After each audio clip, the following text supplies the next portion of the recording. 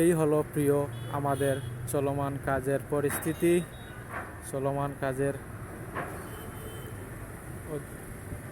নিয়ম। যেরকম আমরা ডোপ ওয়াল রড বাইন্ডিং করলাম, 5 ইঞ্চি গ্যাপ দিলাম, বিল্ডিং পিলারের সাথে অ্যাডজাস্ট করে দিলাম। এই হলো আমাদের চলমান কাজের পরিস্থিতি।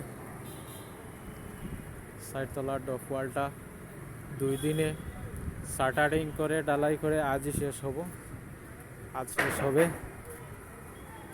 ডালাই শেষ করে আজ শেষ হবে। তো একটা ডোপ ওয়াল করতে প্রায় 2 দিন সময় লাগছিল আমাদের। কেমন হলো প্রিয় আপনারা বলবেন, কাজটা ঠিক করতে পারলাম কি না প্লিজ জানাবেন কমেন্টে।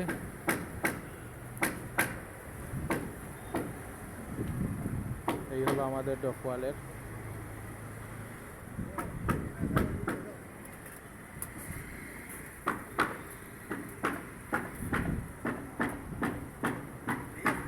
জি।